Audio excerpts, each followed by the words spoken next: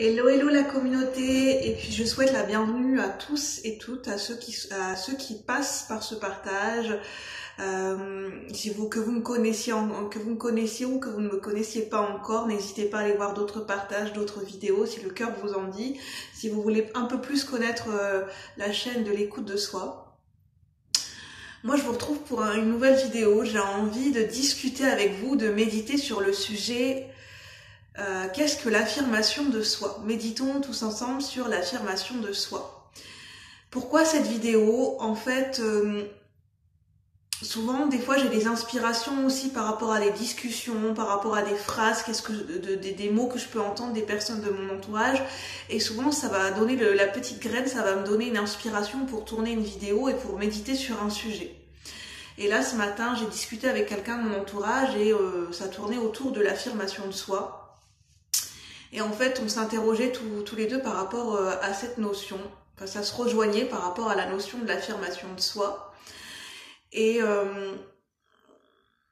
qu'est-ce que je pourrais vous dire? Je prends le temps de trouver mes mots. Comme je disais dans une vidéo précédente, en ce moment, les énergies sont sont très fluctuantes. Et j'ai un peu du mal à trouver mes mots. Donc, j'essaye de me poser. Et l'affirmation de soi. En fait, ça fait un petit moment que je réfléchis, on va dire que c'est les prémices d'une réflexion sur ce que c'est que l'affirmation de soi. Et en fait, je me rends compte que je suis en train de cheminer par rapport à l'affirmation de soi. Et déjà, je commencerai par rapport à une vidéo que j'ai vue il y a déjà quelques temps, il y a peut-être déjà quelques semaines, voire quelques mois, une vidéo de Christelle Albaré, qui est une psychologue, qui a sa chaîne YouTube et qui a aussi un compte Facebook. Et en fait, elle faisait plusieurs vidéos sur ce que c'est que l'amour de soi, la confiance en soi, l'affirmation de soi. Et en fait, je vais laisser passer le train. Désolée. Parce que sinon, après, on a du mal à s'entendre. Vous allez avoir du mal à m'entendre. Et en fait, elle expliquait elle prenait l'exemple, la métaphore d'un squelette. Et en fait, chaque pilier représente, nos fondations pour de la construction de nous-mêmes, de la construction de notre propre identité, de notre propre confiance de nous-mêmes. Et en fait, l'affirmation de soi, c'est le dernier pilier en fait. Et le premier pilier, les premières fondations, c'est l'amour de soi, l'estime de soi, la confiance en soi, et le dernier palier, c'est l'affirmation de soi. Donc n'hésitez pas à aller voir la vidéo de Christelle Albaré, je pense que vous pourrez la retrouver. Sinon, n'hésitez pas à me demander en commentaire. Et donc en fait, dans cette vidéo, elle explique que l'affirmation de soi, c'est le dernier palier. Donc en fait, pour avoir une bonne affirmation de soi, une affirmation de soi qui est équilibrée, s'affirmer, ça veut dire quoi? Ça veut dire s'exprimer, oser exprimer sa vérité, oser dire ce que l'on pense, oser affirmer, exprimer, dire ce que l'on ressent, ce que l'on pense, c'est être en alignement avec nos pensées, nos émotions et nos actes, que nos actes sont en alignement, sont en cohérence avec ce que l'on pense, avec ce que l'on dit, avec ce que l'on ressent, et qu'on arrive à l'affirmer de manière juste et équilibrée et dans la sagesse en fait, c'est-à-dire de manière stable, qu'on soit bien ancré et stable à l'intérieur de nous-mêmes pour que notre expression à l'extérieur de nous-mêmes soit aussi stable et ancrée. Et donc elle explique que ça c'est important pour bien travailler son affirmation de soi. Il faut avant tout travailler et qu'on a des fondations solides au niveau de l'amour de soi, qu'on a des fondations solides au niveau de notre façon de nous aimer, de l'estime de soi, comment on se valorise, comment on s'estime, quelle valeur on se donne, la confiance en nous-mêmes, c'est-à-dire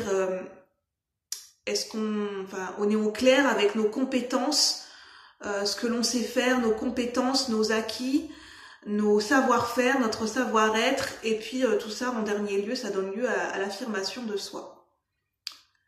Et pour avoir une bonne affirmation de soi, il faut avoir une bonne estime de soi, la capacité d'avoir travaillé l'amour de soi et avoir une bonne confiance en soi. Et tout ça,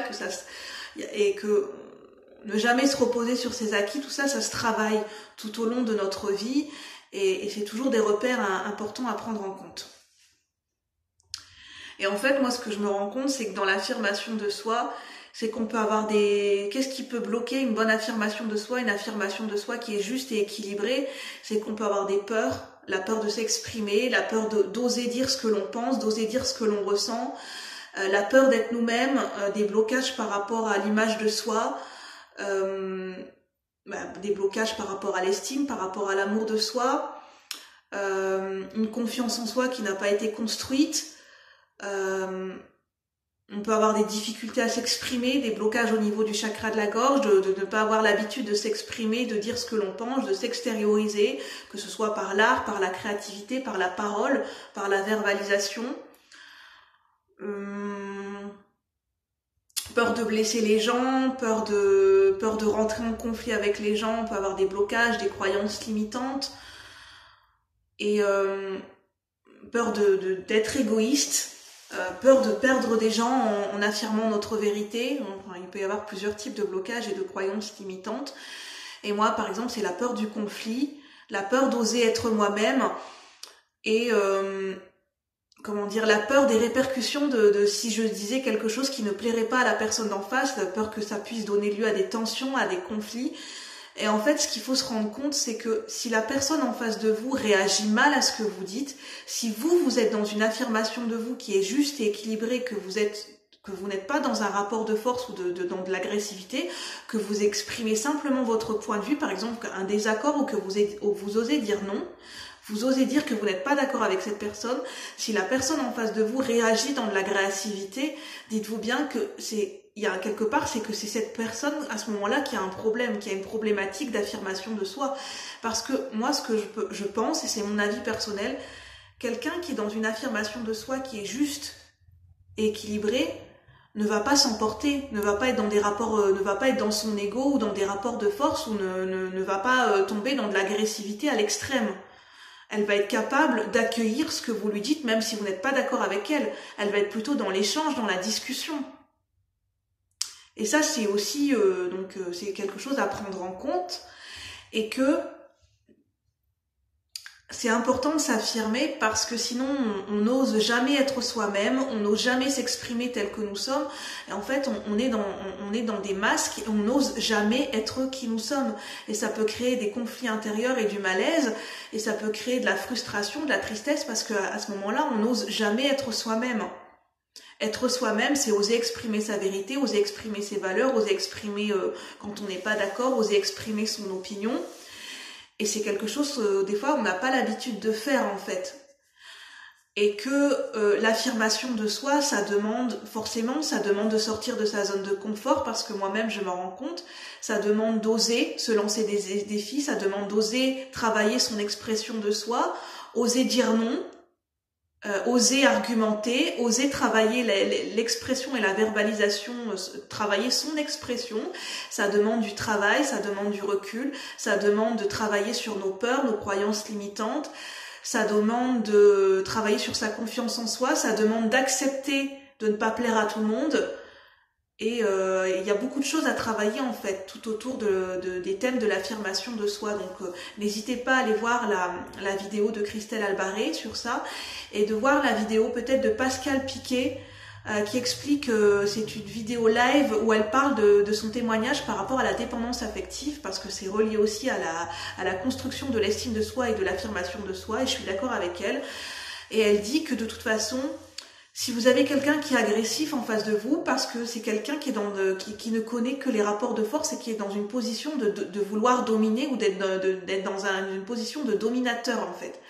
Quelqu'un qui a une bonne estime de soi et une bonne affirmation de soi-même ne sera jamais dans des rapports de force.